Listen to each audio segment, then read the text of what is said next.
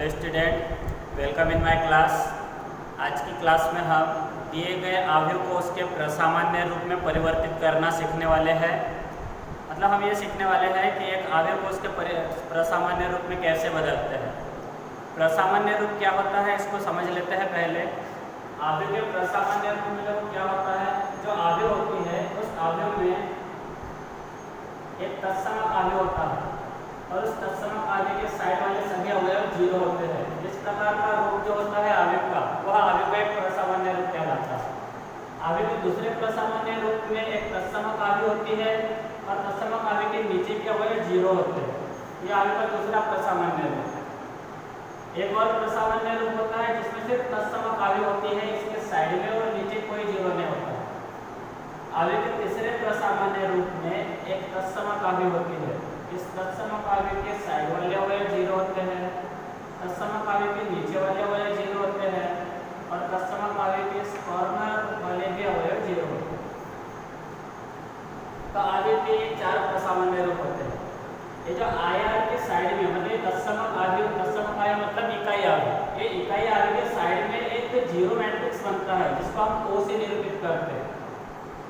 यहाँ पर भी एक इकाई अवयव होता है प्रसामान्य रूप में और उसके नीचे के अवयव जीरो जीरो होते हैं जिसको हम शून्य अवयव O से निरूपित करते हैं।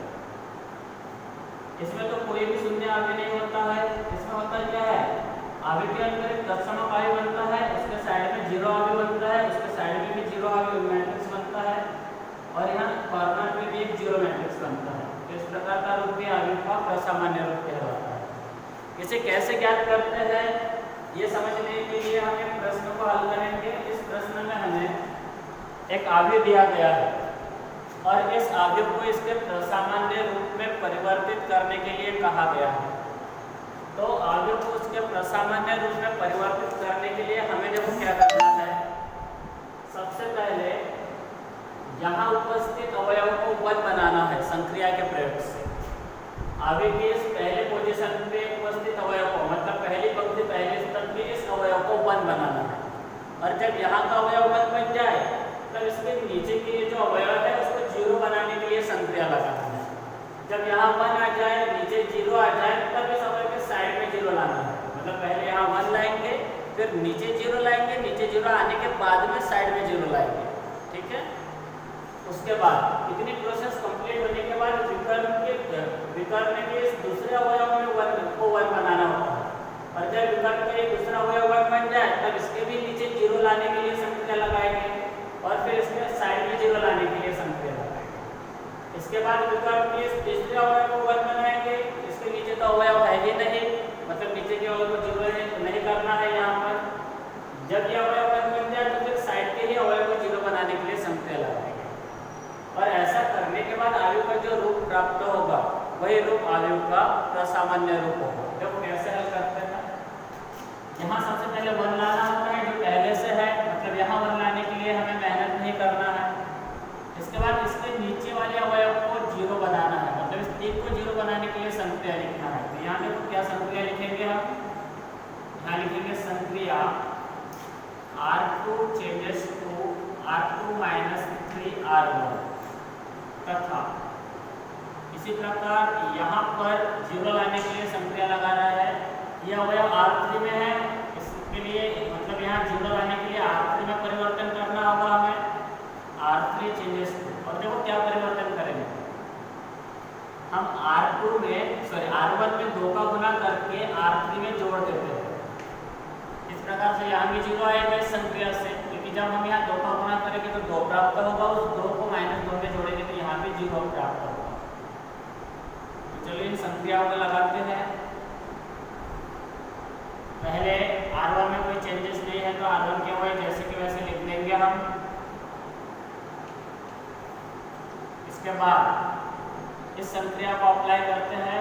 R1 में 3 का गुना करके R2 में से घटाते जाना है। यहाँ इस 1 में 3 का गुना करेंगे तो 3 प्राप्त होगा और उस 3 को इस 3 में से घटाएंगे तो 0 प्राप्त होगा। इस 2 में 3 का गुना करेंगे तो 6 प्राप्त होगा और इस 6 को 4 में से घटाएंगे तो -2 प्राप्त होगा।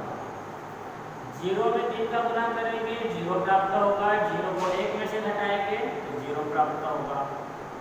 यहाँ -1 का गुना करेंगे तो -3 प्राप्त होगा और इस -3 को 2 में से घटाएंगे तो हमें 5 प्राप्त होगा, 5 मिलेगा। इसी प्रकार देखो यहाँ 0 लाने के लिए क्या करना है, R1 में 2 का गुना करके इस R3 में जोड़ते जाना है। इसमें 2 का गुना किया तो 2 मिला और उस 2 को इस -2 में जोड़ दिया तो 0 मिलेगा। इसमें 2 का गुना करेंगे तो 4 मिलेगा और 4 को 3 में जोड़ेंगे तो 7 प्राप्त होगा। इसमें 2 का गुना करेंगे तो 0 मिलेगा और 0 को इस 2 में जोड़ेंगे तो यहाँ 2 प्राप्त होगा। इसमें 2 का गुना करेंगे तो -2 मिलेगा, -2 को 5 में जोड़ेंगे तो 3 मिलेगा। ये दोनों संख्या लगा चुके हैं और इसके बाद आगे बढ़ाते हैं। देखो यहाँ 1 आ चुका है, 1 के नीचे के अवयव 0 हो चुके हैं। अब अपना अगला उद्देश्य क्या होगा, अपना अगला उद्देश्य इस 1 के साइड वाले अवयव को 0 करना होगा। 1 लाना है, 1 के नीचे के अवयव को 0 करना है, फिर उसके साइड के अवयव को 0 करना है। अब ये साइड के अवयव को 0 करने के लिए यहाँ संक्रिया लिखेंगे हम। संक्रिया यहाँ 2 की जगह 0 लाने के लिए देखो क्या करना है, C2 में चेंज करेंगे। C2 changes to C2 minus 2C1। इस C1 में 2 का गुना करके इस 2 में से घटा देंगे तो यहाँ पर 0 प्राप्त होगा। यहाँ तो पहले से 0 है इसलिए इसको 0 करने के लिए संख्या लगाने की जरूरत ही नहीं है। उसके बाद इस एलिमेंट को 0 करेंगे हम और इसको 0 करने के लिए C4 में चेंज करेंगे। C4 changes to C4 plus C1 कर रहा है। इस -1 को इस +1 में जोड़ेंगे तो यहाँ 0 मिलेगा, मतलब C4 को C1 में जोड़ने पर यहाँ 0 मिलेगा। इन दोनों संक्रियाओं को लगा देते हैं। C1 में कोई चेंजेस नहीं है इसलिए C1 के अवयव जैसे के वैसे लिख रहे हैं। C2 में चेंज करना है, C1 में 2 का गुना करके C2 में से घटाते जाना है। इसमें 2 का गुना करेंगे तो 2 मिलेगा और उस 2 को इस 2 में से घटाएंगे तो 0 मिलेगा। इसमें 2 का गुना करने पर 0 ही मिलेगा और इस 0 को -2 में से घटाएंगे तो -2 ही प्राप्त होगा। इसमें 2 का गुना करेंगे तो 0 ही प्राप्त होगा और उस 0 को 7 में से घटाएंगे तो 7 प्राप्त होगा। इसमें तो कोई चेंजेस नहीं है इसलिए इसके अवयव जैसे के वैसे लिखे जाएंगे। अब जब इसमें चेंज करना है, C4 में C1 को जोड़कर C4 को परिवर्तित करना है। -1 को +1 में जोड़ा 0 प्राप्त होगा। 5 को 0 में जोड़ेंगे तो 5 प्राप्त होगा। 3 को 0 में जोड़ेंगे 3 प्राप्त होगा। तो देखो हुआ क्या, यहाँ 1 ला लिया हमने, उसके नीचे के अवयव को 0 कर दिए और उसके साइड के अवयव को 0 कर दिए। इतना होने के बाद हमें विकर्ण के इस दूसरे अवयव को, ये विकर्ण का पहला अवयव है, ये दूसरा है, ये तीसरा है, इस विकर्ण में 1 लाना होता है। विकर्ण का पहला अवयव 1 हो गया है, अब इस विकर्ण के दूसरे अवयव को 1 बनाना होता है। और अब हम इस विकर्ण के दूसरे अवयव को 1 बनाने के लिए संक्रिया लिखेंगे। यहाँ पर देखो क्या संक्रिया लिख रहे हैं, संक्रिया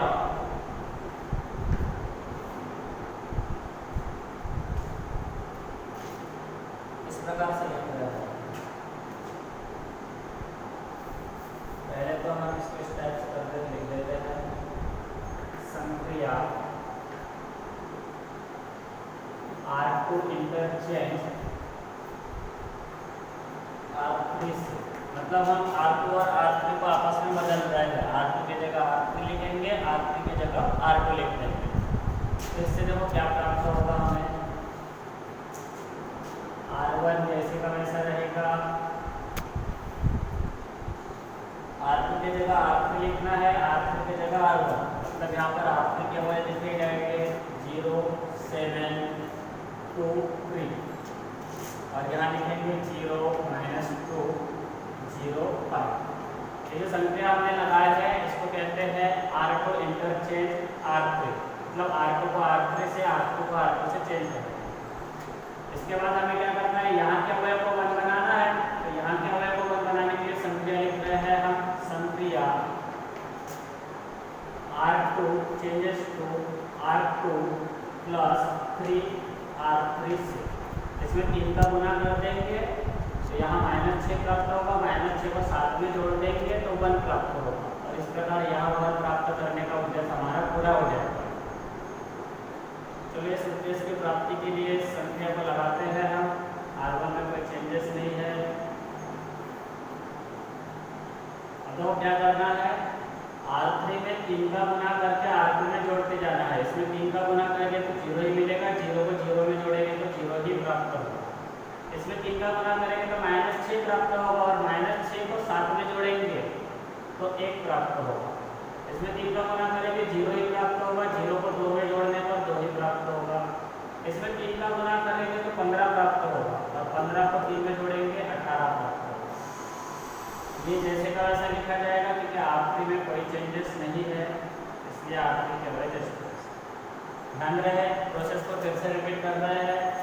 सबसे पहले इस पहले अवयव को 1 बनाना होता है, उसके बाद इसके नीचे के अवयव को 0 बनाने के लिए संक्रिया लगाना है। जब यहाँ 1 आ जाए, नीचे 0 आ जाए, तब इस पर साइड वाले अवयव को 0 बनाने के लिए संक्रिया लगाएगा और साइड के अवयव को 0 बनाएंगे। इतना होने के बाद हम विकल्प के दूसरे अवयव को 1 बनाएंगे, फिर उसके नीचे के अवयव को 0 बनाएंगे, फिर साइड के अवयव को 0 बनाएंगे। पहले नीचे के अवयव को 0 बनाना है, बाद में साइड के अवयव को 0 बनाना है। ये होने के बाद फिर विकल्प के तीसरे अवयव को 1 बनाने का प्रयत्न करना है। देखो कैसे करेंगे आप, यहाँ तो बना चुका, अब इसके नीचे के अवयव को 0 बनाने के लिए संक्रिया लिखेंगे, मतलब इस -2 को 0 बनाने के लिए संक्रिया लिखना होगा। इसके लिए हम लिख रहे हैं संक्रिया R3 changes to R3 plus 2 steps लिखेंगे, R3 plus 2 R2 से यहाँ R2 में 2 का गुना करेंगे और उस +2 को इस -2 में जोड़ देंगे, जिसके फलस्वरूप यहाँ हमें 0 प्राप्त होगा। लगाते हैं इस संक्रिया को। R1 में कोई चेंजेस नहीं है, R1 के अवयव जैसे के वैसे लिखे जाएंगे। R2 में भी कोई चेंजेस नहीं है, R2 के भी अवयव जैसे के वैसे लिख देंगे हम। हमें चेंज करना है R3 में। क्या करना है, R2 में 2 का गुना करके R3 में जोड़ते जाना है। इसमें 2 का गुना किया तो 0 प्राप्त हुआ और 0 को 0 में जोड़ दिया तो यहाँ 0 ही प्राप्त होगा। इसमें 2 का गुना करेंगे तो +2 प्राप्त होगा, +2 को -2 में जोड़ेंगे तो 0 प्राप्त होगा। इसमें 2 का गुना करेंगे 4 मिलेगा, 4 को 0 में जोड़ेंगे तो 4 प्राप्त होगा। इसमें 2 का गुना करेंगे तो 36 प्राप्त होगा और 36 को 5 में जोड़ेंगे तो 41 प्राप्त होगा, जिसे यहाँ लिख दिया हमने। अब देखो यहाँ 1 आ चुका है, इसके नीचे का अवयव 0 हो चुका है। अब हमें साइड के अवयव को 0 करने के लिए संक्रिया लगाना होगा, तो हम इस साइड के अवयव को 0 करने के लिए हम संक्रिया लिख रहे हैं। इसको 0 करने के लिए हमें C3 में चेंज करना होगा। यहाँ लिख रहे हैं संक्रिया C3 changes to C3 minus 2 C2। इस C2 में 2 का गुना करेंगे तो यहाँ 2 मिलेगा, 2 में 1 का गुना होगा 2 मिलेगा और उस 2 में 2 में से घटा देंगे तो यहाँ 0 प्राप्त होगा। इसी प्रकार यहाँ 0 लाने के लिए C4 में चेंज कर रहे हैं। C4 changes to C4 minus 18 C2। यहाँ C2 में आप 18 का गुना करेंगे और इस 18 को इस 18 में से घटा देंगे तो यहाँ भी 0 प्राप्त होगा। इन दोनों संख्याओं को लगा रहे हैं हम। C1 में कोई चेंजेस नहीं है, C2 में भी कोई चेंजेस नहीं है। अब C3 में चेंज करना है। C2 में 2 का गुना करके C3 में से घटाना है। इसमें 2 का गुना करेंगे तो 0 मिलेगा, 0 को 0 में से घटाएंगे तो 0 ही मिलेगा। इसमें 2 का गुना करेंगे तो 2 मिलेगा और उस 2 को इस 2 में से घटाएंगे तो 0 मिलेगा। इसमें 2 का गुना करेंगे तो 0 मिलेगा और उस 0 को 4 में से घटा देंगे तो 4 मिलेगा। इसी प्रकार C4 में चेंज करना है। C2 में 18 का गुना करके C4 में से घटाना है। इसमें 18 का गुना किया तो 0 मिला और इस 0 को 0 में से घटाया तो 0 ही प्राप्त हुआ। इसमें 18 का गुना करेंगे तो 18 मिलेगा और उस 18 को इस 18 में से घटाएंगे तो 0 मिलेगा। इसमें 18 का गुना करेंगे 0 ही मिलेगा और उस 0 को इस 41 में से घटाएंगे तो 41 ही मिलेगा।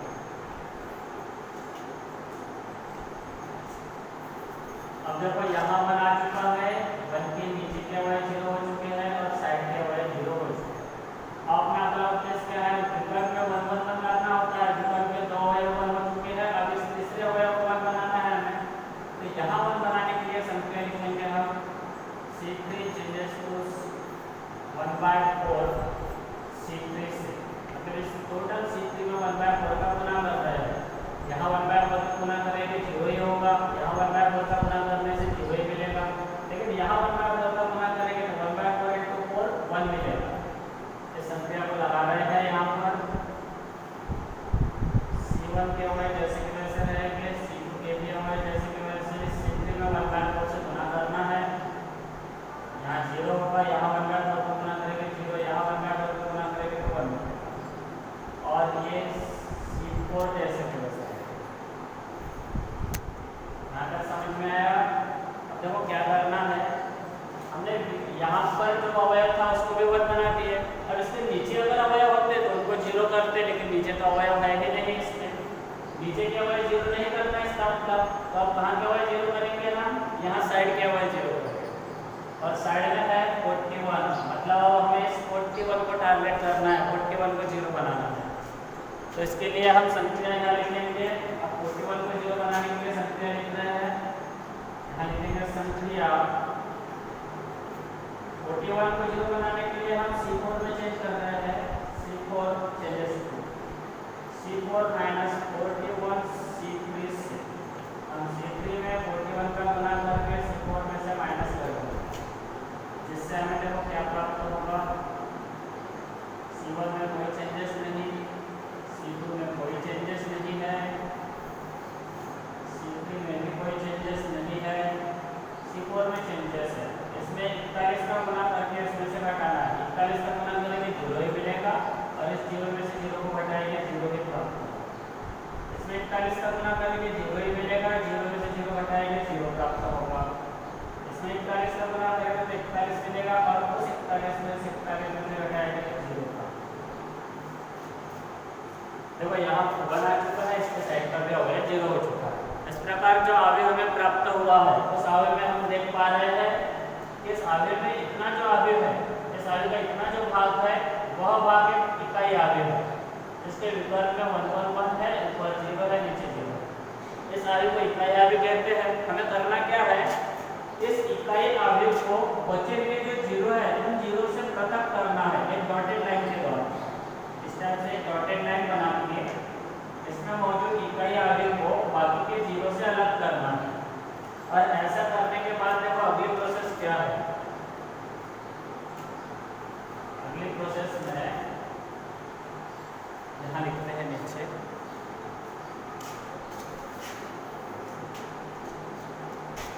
इस टाइप से प्राप्त हुआ है। इस स्टेप को फिर से लिख रहे हैं हम। हमें प्राप्त हुआ है 1 0 0 0 1 0 0 0 1, ये प्राप्त हुआ है।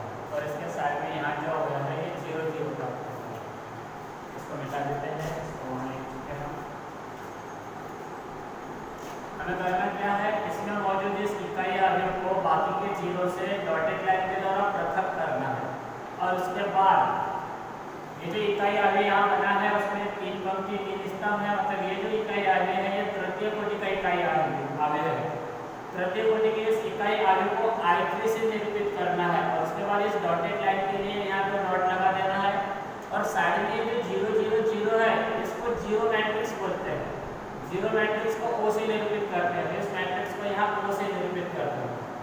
और इस प्रकार से ये जो रूप प्राप्त हुआ है हमें अवयव A का ये जो रूप प्राप्त हुआ है यही अवयव का रूप अवयव का प्रसामान्य रूप कहलाता है।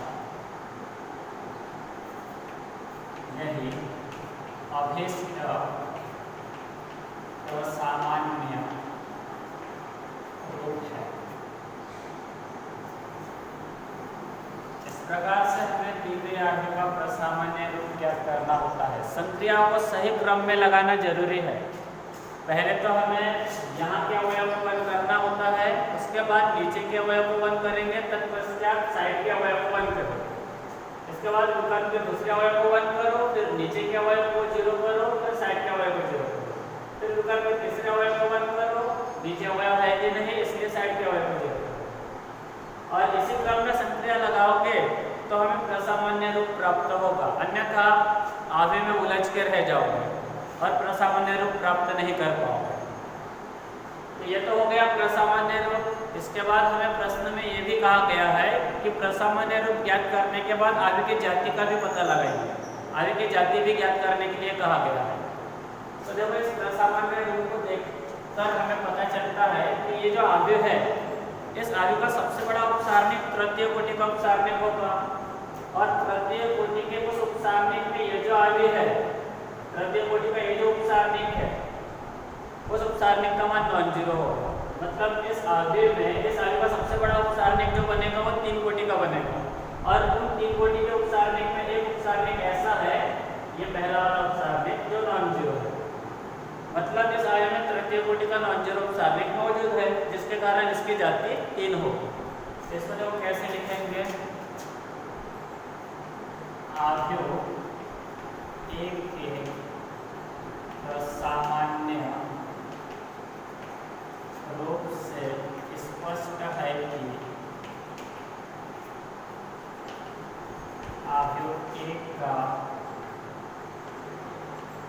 तृतीय कोटि का एक उपसारणिक, उस उपसारणिक को लिख देते हैं 1 0 0 0 1 0 0 0 1। इसका मान होगा 1 नॉट इक्वल्स टू 0, इसलिए आव्यूह ए की जाति 3। आव्यूह ए में तृतीय कोटि का एक नॉन जीरो उपसारणिक मौजूद था, इसलिए इसकी जाति 3 है। इस प्रकार से प्रश्न को हल करते हैं। अब हम एक अगला प्रश्न देखते हैं इसी प्रकार का।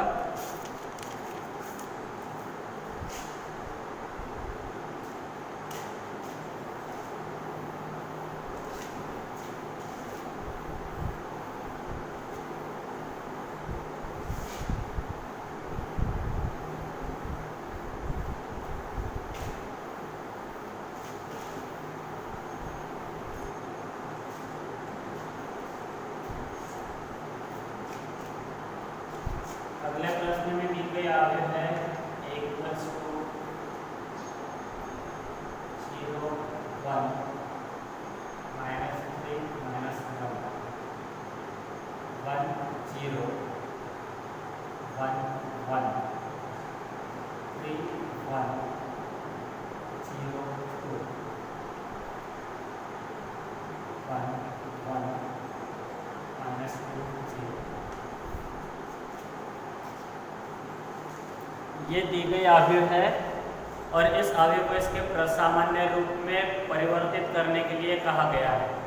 साथ ही इस प्रश्न में इस आव्यूह की जाति ज्ञात करने के लिए भी कहा गया है।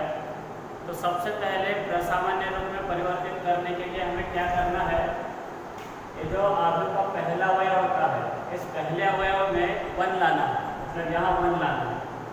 जब यहाँ 1 प्राप्त हो जाए तब इस 1 के नीचे के अवयव को 0 0 बनाने के लिए संक्रिया लगाएंगे। यहाँ 1 प्राप्त हो जाए, नीचे 0 0 प्राप्त हो जाए, उसके बाद इस 1 के साइड वाले अवयव को 0 0 बनाने के लिए संक्रिया लगाएंगे।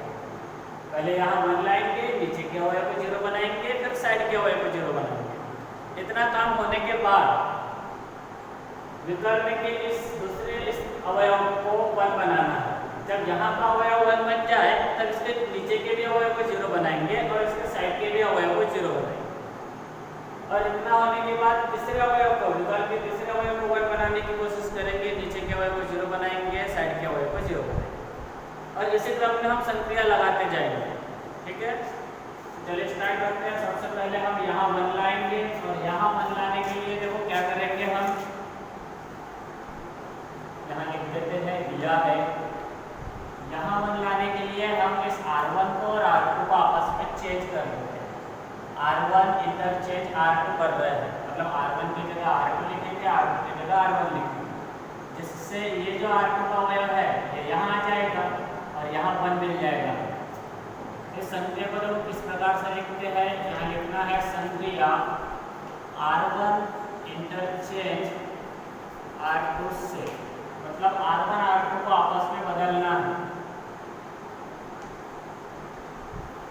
R1 की जगह R2 के अवयव लिख देंगे हम 1 0 1 1 और R2 की जगह R1 के अवयव लिखेंगे 0 1 -3 -1।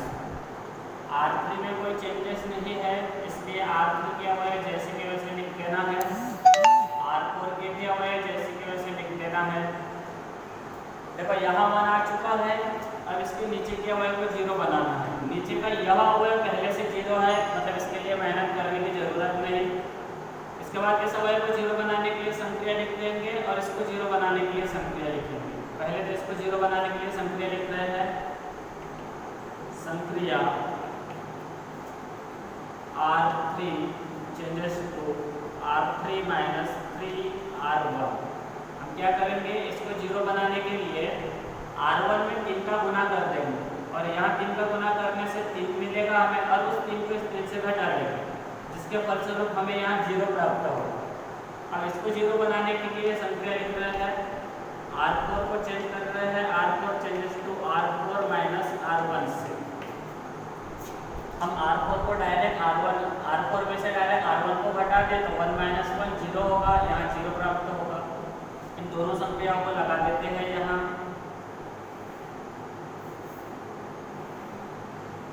R1 में कोई परिवर्तन नहीं है, इसलिए R1 के अवयव जैसे कि वैसे लिख दे रहे हैं। R2 में भी कोई परिवर्तन नहीं है, इसलिए R2 के भी अवयव जैसे कि वैसे रहेंगे। R3 में चेंज करना है, क्या करना है, R1 में 3 का गुना करते जाना है और उसको R3 में से घटाते जाना है।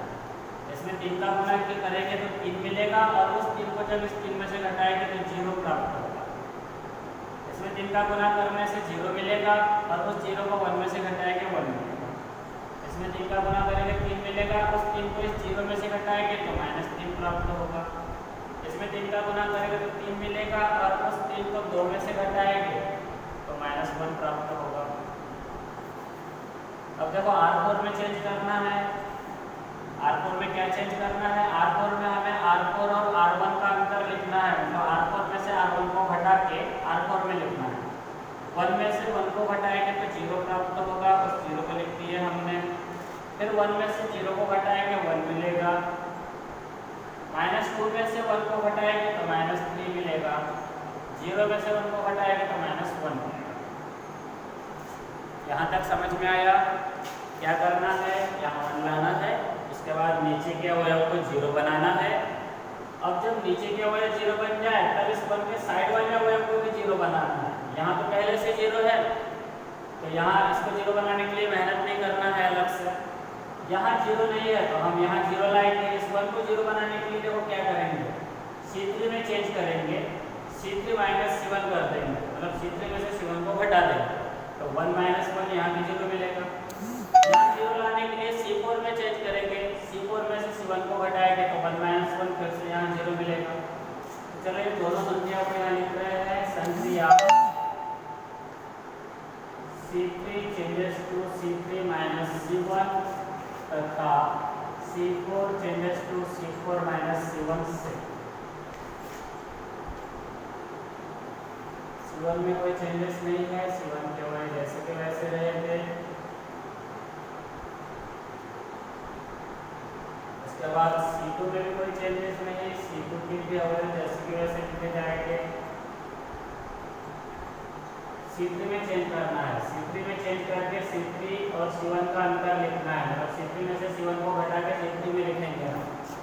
1 में से 1 को घटाएंगे तो 0 मिलेगा, -3 में से 0 को घटाओगे तो -3 मिलेगा, -3 में से 0 माइनस करेंगे तो -3 मिलेगा, फिर से -3 में से 0 घटाएंगे तो -3 ही मिलेगा।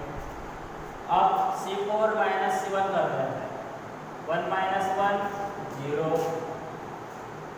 -1 माइनस 0 -1, -1 माइनस 0 -1 और यहाँ पर भी -1। ये दोनों संख्या लगा चुके हम, यहाँ 1 आ चुका है, नीचे के अवयव 0 हो चुके हैं और इसके साइड के अवयव 0 हो चुके हैं। इतना प्राप्त होने के बाद हमें विकर्ण के दूसरे अवयव को 1 बनाना है जो कि पहले से 1 है।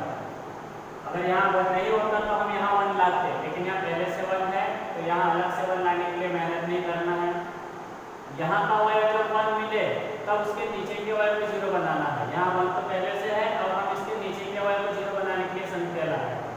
इसको 0 बनाने के लिए हम R3 में चेंज करेंगे, यहाँ लिख रहे हैं संख्या R3 changes to R3 minus R2 कर देते हैं। R3 में से R2 को घटाएंगे तो यहाँ 1 माइनस 1 0 मिलेगा। और एक संख्या लिखते हैं, इसको 0 बनाने के लिए R4 में चेंज कर रहे हैं, R4 changes to R4 minus R2 कर देते हैं। R4 में से R2 घटाएंगे तो यहाँ भी 0 मिलेगा। इन दोनों संख्याओं को लगा देते हैं, 1 0 0 0 1 0, ये दोनों पंक्तियाँ लिख रहे हैं R1 R2 1 -3 -1। अब R3 में चेंज करना है, R3 R2 करना है, 0 -0 करेंगे तो 0 मिलेगा, 1 -1 करेंगे 0 मिलेगा, -3 में से -3 को घटाएंगे 0 मिलेगा, -1 में से -1 को घटाएंगे फिर से 0 मिला। फिर ये वाली संख्या लगाते हैं, R4 में से R2 को माइनस कर रहे हैं, 0 में से 0 को माइनस किया 0 मिला, 1 -1 0, -3 में से -3 को घटाएंगे 0, -1 में से -1 को घटाएंगे 0 हो गया। अब देखो इसके बाद क्या करना है, यहाँ तो 1 आ चुका, उसके नीचे के अवयव 0 हो चुके हैं। अब हमें इसके साइड के अवयव को 0 बनाने के लिए संख्या लगाना है, साइड के अवयव को 0 बनाने के लिए संख्या लगाना है, मतलब -3 को भी 0 बनाना है, -1 को भी 0 बनाना है। और इसके लिए देखो क्या संख्या लिख रहे हैं हम, संख्या, इसको 0 बनाने के लिए क्या करेंगे, ये C2 में 3 का गुना कर देंगे और उस 3 को इस -3 में जोड़ देंगे, +3 को -3 में जोड़ेंगे तो ये 0 हो जाएगा, मतलब C3 changes to C3 + 3C2 लिखेंगे, मतलब C2 में 3 का गुना करके C3 में जोड़ देंगे। इसको 0 बनाने के लिए संख्या लिख रहे हैं C4 changes to C4 + C2। C4 में C2 को डायरेक्ट जोड़ दोगे तो यहाँ 0 मिलेगा, -1 + 1 0। दोनों संख्याओं को यहाँ लगा देते हैं। C1 में कोई चेंजेस नहीं है, C1 के अवयव जैसे के वैसे रहेंगे। C2 में भी कोई चेंजेस नहीं, C2 के अवयव भी जैसे के वैसे दिखेंगे। C3 में चेंज करना है, C2 में 3 का गुना करके C3 में जोड़ते जाना चाहिए। C2 है, इसमें 3 का गुना करना है, 0 में 3 का गुना करेंगे 0 मिलेगा, 0 को 0 में जोड़ेंगे तो 0 ही प्राप्त होगा। इसमें 3 का गुना करेंगे 3 मिलेगा, इस 3 को -3 में जोड़ेंगे तो 0 मिलेगा, इसमें 3 का गुना करेंगे 0 प्राप्त होगा, उस 0 को इस 0 में जोड़ेंगे 0 मिलेगा, इसमें 3 का गुना करेंगे 0 प्राप्त होगा, 0 को 0 में जोड़ेंगे तो 0 मिलेगा। अब इस संख्या को लगाते हैं, C4 में C2 को जोड़ना है, 0 + 0 0, -1 + 1 0, 0 + 0 फिर से 0, 0 + 0 फिर से 0। ये हो गया अपना काम कंप्लीट। अब देखो ये जो आव्यूह हमें प्राप्त हुआ है, इस आव्यूह में हमें एक इकाई आव्यूह दिख रहा है। देखो ये जो इतना आव्यूह है ये एक इकाई आव्यूह है, तो हमें करना क्या है अगली प्रोसेस में, इस इकाई आव्यूह को बाकी के 0 से पृथक रखना है डॉटेड लाइन के साथ। इसके लिए यहाँ पर ऐसे डॉटेड लाइन बनाएंगे और इस इकाई आव्यूह को बाकी के 0 से पृथक कर देंगे इस प्रकार से, ठीक है। और इसको इस रूप में लिखेंगे, ये जो इकाई आव्यूह बना है यहाँ पर, ये द्वितीय कोटि का इकाई आव्यूह है, इसलिए इसको I2 लिखेंगे। इसके बाद ये 0 0 वाला ये जो आव्यूह है ये शून्य आव्यूह कहलाएगा और इस शून्य आव्यूह को O लिखेंगे, शून्य आव्यूह को O से निरूपित करते हैं। ये I2 के नीचे वाला ये जो आव्यूह है ये भी 0 आव्यूह है, क्योंकि इसके सभी अवयव 0 है, इसको भी O लिखेंगे। और ये जो कॉर्नर में आव्यूह बना है इसमें भी सभी अवयव 0 है, मतलब ये भी शून्य आव्यूह O है।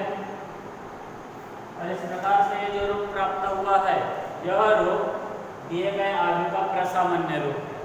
यहाँ लिख देंगे हम इसके आगे, यही अभीष्ट प्रसामान्य रूप। ये तो हो गया प्रसामान्य रूप। साथ में हमें इस प्रश्न में इस आव्यूह की जाति ज्ञात करने के लिए कहा गया था। इस आव्यूह की जाति ज्ञात करने के लिए इस आव्यूह को प्रसामान्य रूप की तरफ देखेंगे, जिससे कि हमें आसानी से इसकी जाति प्राप्त हो जाएगी, आसानी से हम इसकी जाति बता पाएंगे। देखो ये जो आव्यूह है दिया गया आव्यूह, इस आव्यूह के प्रसामान्य रूप में अगर हम देखें तो इसके चतुर्थ कोटि के उपसारणिक का मान 0 प्राप्त होगा, क्योंकि इसके चतुर्थ कोटि में ये 4 स्तंभ आएंगे और ये 4 पंक्तियां आएंगी। मतलब यही उपसारणिक, जब हम इन अवयव को उपसारणिक में लिखेंगे तो उसमें ऐसी पंक्तियां शामिल होगी जिसके सभी अवयव 0 होंगे, जिसके कारण इसके 4 कोटि के उपसारणिक का मान 0 होगा। इसमें अगर हम इनके 3 कोटि के उपसारणिक बनाए, जैसे ये वाला उपसारणिक बनाए, तो उसमें भी एक पंक्ति 0 0 जीरो हो। लेकिन इसका ये जो द्वितीय कोटि का उपसारणिक है जो कि इकाई आव्यूह है, द्वितीय कोटि का यह उपसारणिक जो होगा उसका मान जीरो नहीं होगा, इसका मान 1 होगा जब इसका मान हम ज्ञात करेंगे तो। मतलब इसमें द्वितीय कोटि का एक नॉन जीरो उपसारणिक मौजूद है जिसका मान 1 है, इसलिए इस आव्यूह की जाति 2 हो। तो यहाँ हम लिखेंगे चूंकि उपरोक्त सामान्य रूप से स्पष्ट है कि आव्यूह एक तृतीय एवं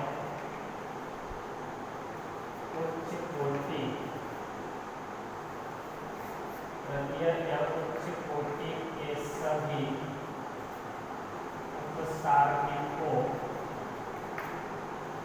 का मान 0 है, परंतु आव्यूह एक का द्वितीय कोटि का एक उपसारणिक 1001 है जिसका मान 1 है जो नॉट इक्वल टू 0, इसलिए आव्यूह की जाति 2। यह हो गया प्रश्न अपना कंप्लीट। इस प्रकार से दी गई आव्यूह को उसके प्रसामान्य रूप में परिवर्तित किया जाता है और उसकी जाति ज्ञात की जाती है। अब देखते हैं अगले लेक्चर में।